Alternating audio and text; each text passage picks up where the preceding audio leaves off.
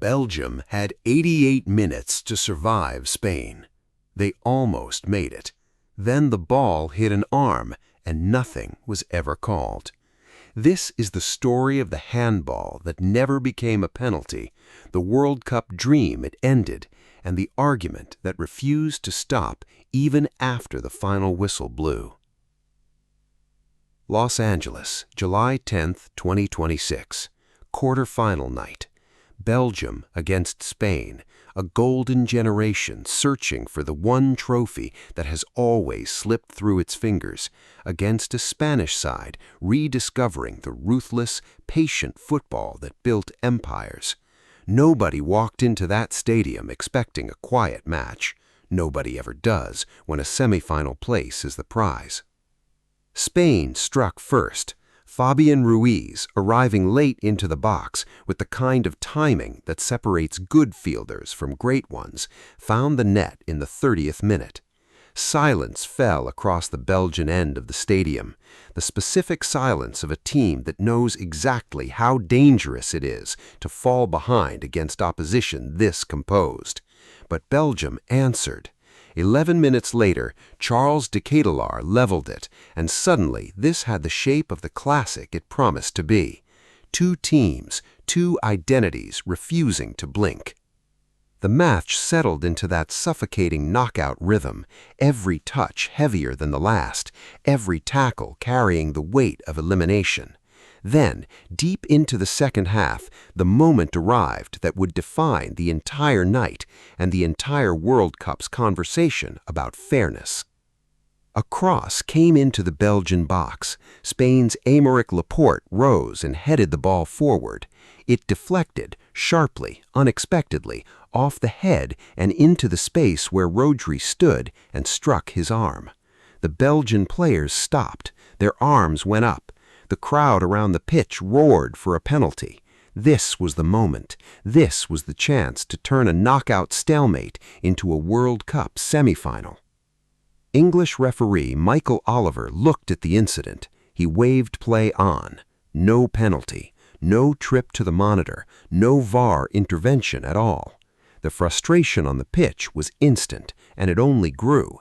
8 minutes from the end of normal time, with the appeal still burning in the memory of every Belgian player on the pitch, substitute Mikel Merino pounced on a rebound and buried it.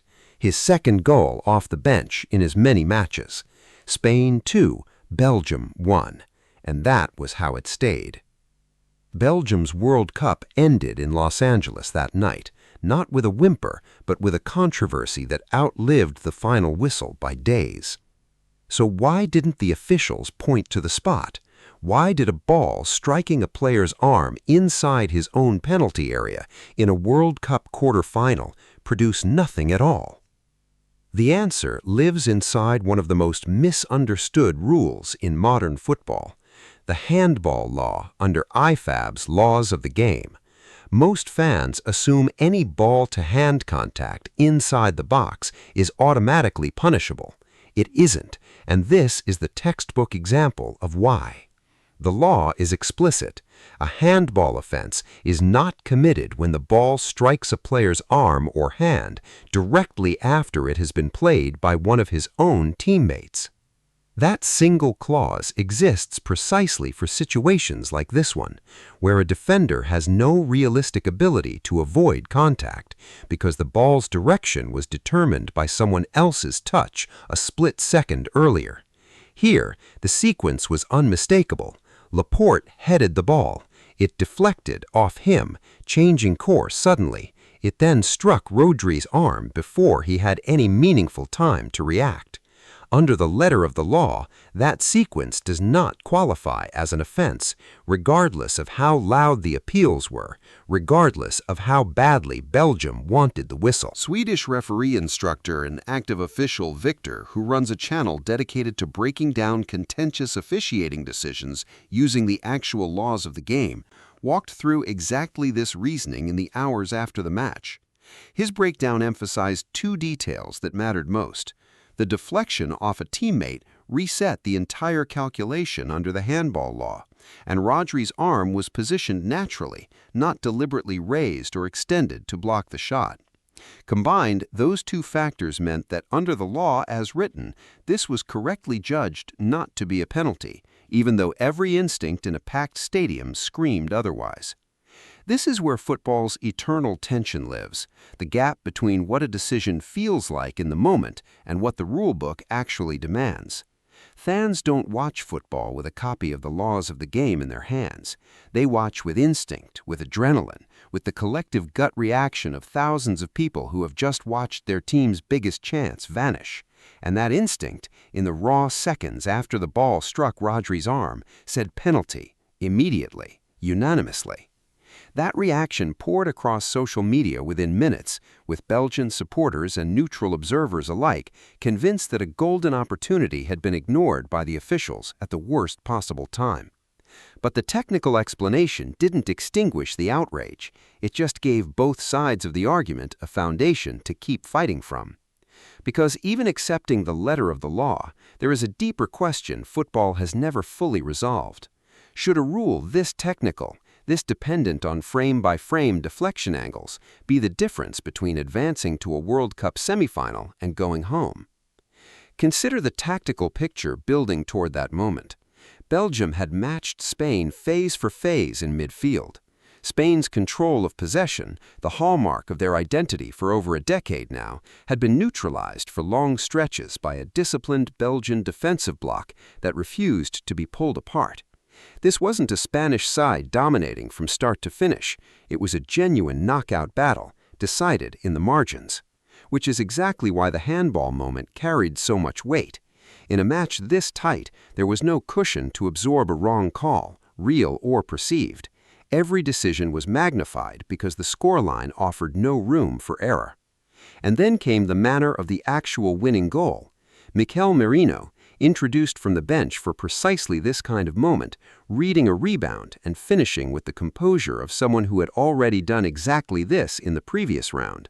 That's not a footnote, that's a tactical pattern.